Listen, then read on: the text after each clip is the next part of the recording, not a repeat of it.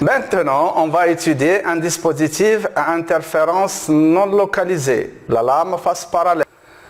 Le dispositif contient une source S, une lame à face parallèle d'indice N et semi-réfléchissante de coefficient de réflexion R et de transmission T, une lentille et un écran d'observation. On peut observer les franges d'interférence par transmission ou par réflexion, puisque le rayon incident se réfléchit et se réfracte plusieurs fois sur la lame. On va considérer l'interférence par transmission. La différence de marge delta dépend de l'angle d'incidence I. Delta transmission de I égale delta géométrique. Un traitement similaire peut être fait par réflexion, mais il faut tenir compte de la discontinuité de la phase, premier et deuxième rayon. C'est une réflexion sur un dioptre où l'onde d'incidence se propage dans le milieu d'indice le plus faible. Delta réflexion de I égale à delta géométrique plus delta supplémentaire. La différence de marge entre les deux premiers rayons transmis T1 et T2 est delta T égale chemin optique ST2 moins chemin optique ST1 est égal à 2N I1 I2 moins I1B. Le reste des calculs sont dans le support de cours et on trouve delta transmission en fonction de R égale 2NE cosinus R et phi de R est égal à 4NE cosinus de R sur lambda.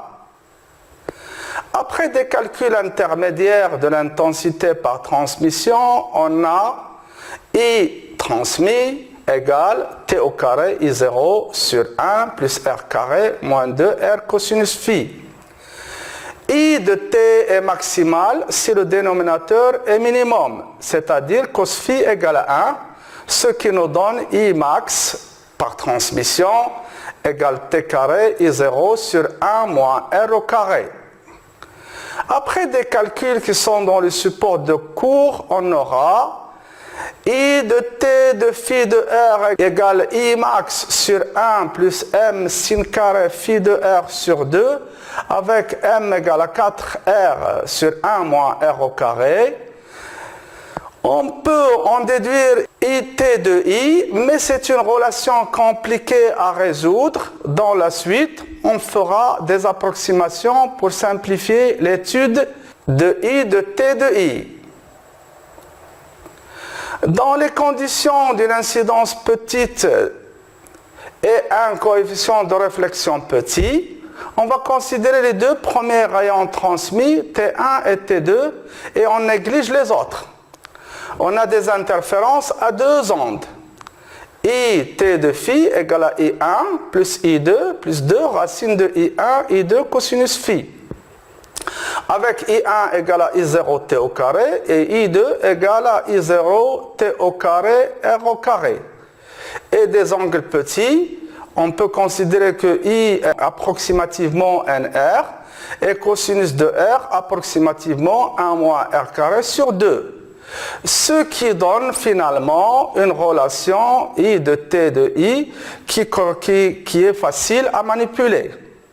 L'ordre d'interférence est P transmis en fonction de I égale delta sur lambda, c'est 2NE cosinus R sur lambda, c'est approximativement 2NE sur lambda, facteur de 1 moins I au carré sur 2N au carré.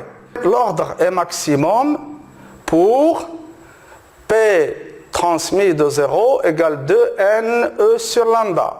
L'ordre de frange diminue lorsqu'I augmente.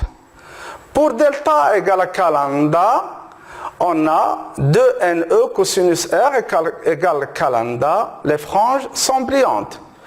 Pour delta égale à K plus 1 demi lambda, on a 2NE cosinus R égale à K plus 1 demi lambda, les franges sont sombres. K est un nombre entier. Les franges d'interférence sont données par phi égale constante, ce qui donne P égale constante, ce qui donne I égale constante.